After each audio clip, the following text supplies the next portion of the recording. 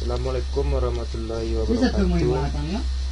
Baiklah, saya akan menjelaskan tentang basis data terdistribusi.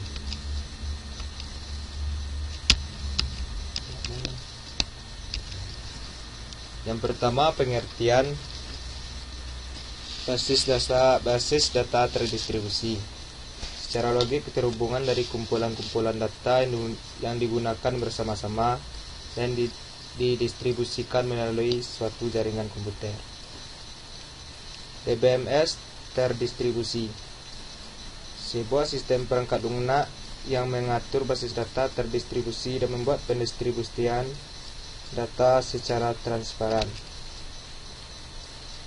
Inilah gambar dalam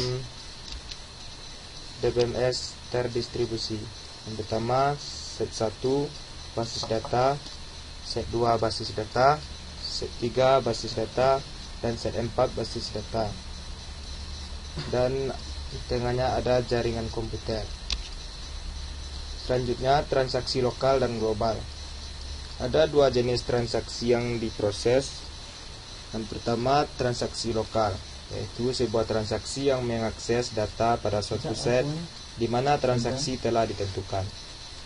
Yang kedua, transaksi global, transaksi yang mengakses data pada set yang berbeda di mana transaksi telah ditentukan, atau transaksi yang mengakses data pada beberapa set yang berbeda.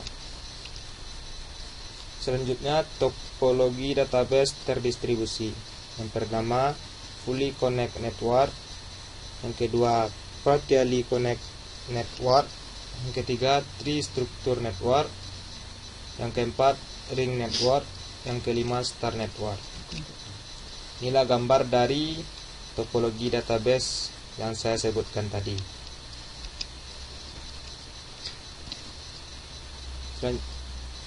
Selanjutnya adalah keuntungan dari topologi database terdistribusi. Yang pertama, fully connect network. Keuntungannya, kalau salah satu node kode rusak, yang lainnya masih dapat berjalan. Kalau kerugiannya, kontrol manajemen tidak terjamin. Yang kedua, partially connect network. Keuntungannya, reliability rendah, BA dapat ditekan. Kerugiannya, kontrol manajemen tidak terjamin. Yang ketiga, tree structure network. Keuntungannya bersifat sentral, kontrol manajemen lebih terjamin. Kalau kerugiannya, kalau node pusat A rusak, semua akan rusak. Selanjutnya, ring network atau LAN. Keuntungannya, rusak satu, yang lain masih bisa berjalan. Sedangkan kerugiannya, kontrol manajemen kurang terjamin karena bersifat desentralisasi. Yang selanjutnya, star network. Keuntungannya, kontrol manajemen lebih terjamin karena bersifat sentral, reliability rendah. Kerugiannya, kalau pusat rusak, yang lainnya juga rusak. Keuntungan basis data terdistribusi. Yang pertama, pengawasan distribusi dan pengambilan data. Yang kedua, reliability dan availability. Yang ketiga, kecepatan pemrosesan query. Yang keempat, otonomi lokal. Yang kelima, efisien dan fleksibel. Dan kerugian dari basis data terdistribusi. Yang pertama, harga software mahal. Yang kedua, kemungkinan kesalahan lebih besar. Dan ketiga, biaya pemrosesannya tinggi. Penyimpanan data pada sistem terdistribusi. Pada basis data terdistribusi, relasi dapat disimpan pada beberapa tempat. Yang pertama, fragmentasi data. Fragmentasi terdiri dari relasi yang dibagi ke relasi atau fragmen yang lebih kecil dan mengirim fragmen pada beberapa tempat. Yang kedua, replikasi. DBMS dapat membuat suatu kopi dari fragmen pada beberapa situs yang berbeda. Selanjutnya, fragmentasi. Fragmentasi data memisahkan relasi ke dalam beberapa fragmen. Tiap-tiap fragmen disimpan pada set yang berbeda.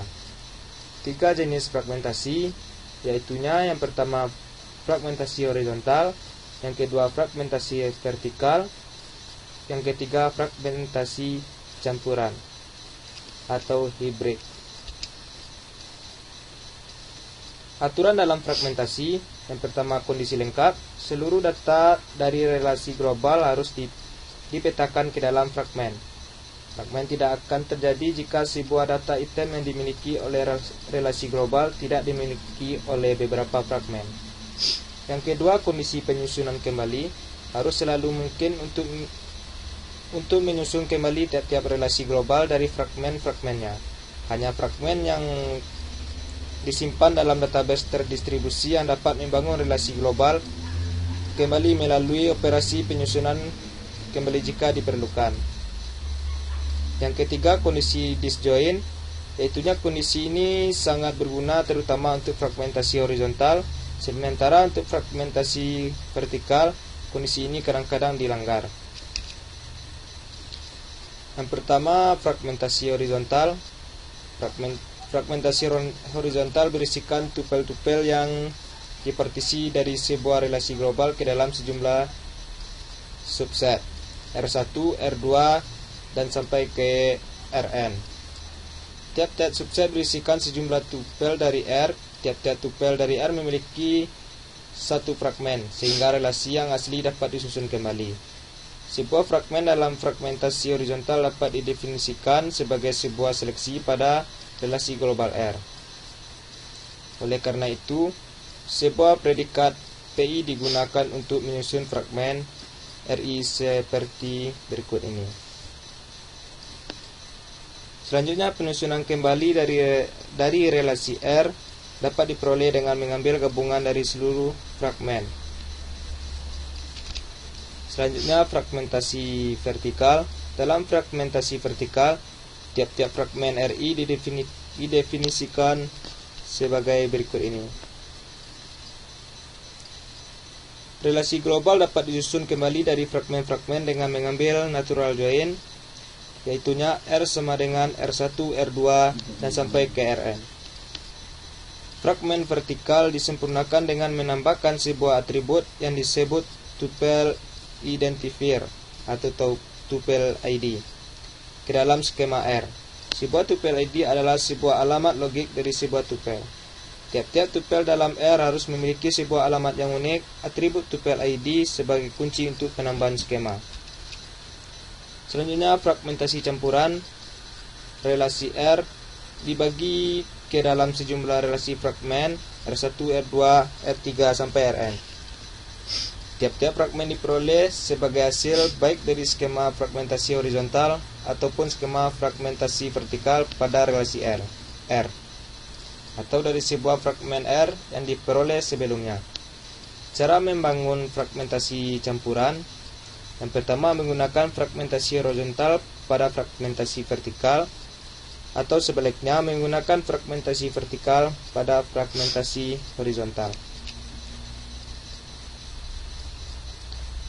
Contoh fragmentasi relasi semacam deposit, branch names, akun number, customer name, dan balance, seperti pada gambar ini. Selanjutnya, horizontal. Jika bank hanya memiliki dua cabang, hillside dan valley view, maka ada dua fragmen yang berbeda. Kemudian fragmentasi horizontal dapat diuraikan sebagai berikut. Deposit 1 sama dengan O branch name, hillside deposit.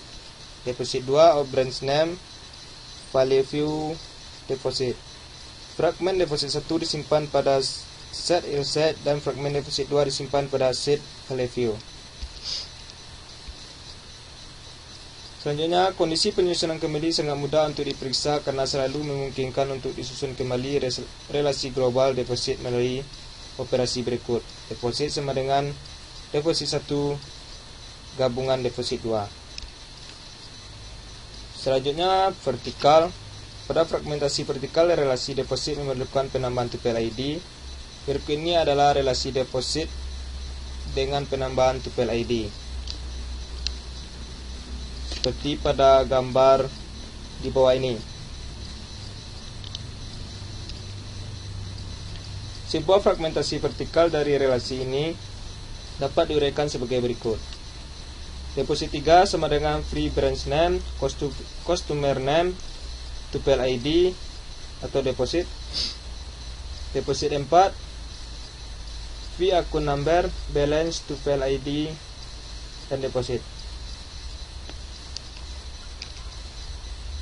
Untuk menyusun kembali relasi deposit yang asli dengan fragmen-fragmen, kita dapat menggunakan fee deposit scam dalam kurung deposit 3, deposit 4. Atribut join dari ekspresi di atas adalah tupel ID, karena tupel ID menggambarkan sebuah halaman. Hal ini memungkinkan untuk memasangkan sebuah tupel dari deposit 3 yang berhubungan dengan tupel dari deposit 4 dengan menggunakan alamat yang diberikan oleh harga tupel ID. Selanjutnya campuran. Misalkan relasi R adalah relasi deposit dari contoh sebelumnya. Relasi ini dibagi ke dalam fragmen deposit 3 dan deposit 4. Selanjutnya kita dapat membagi fragmen deposit 3 menjadi fragmen deposit 3A dan fragmen deposit 3B dengan menggunakan skema fragmentasi horizontal ke dalam dua fragmen berikut. Deposit 3A sama dengan O branch name set deposit 3. Deposit 3B O branch name value view deposit 3. Inilah contoh dari relasi deposit 3A dan relasi deposit 3B. Sekian penjelasan dari saya. Assalamualaikum warahmatullahi wabarakatuh. Dibaca lah.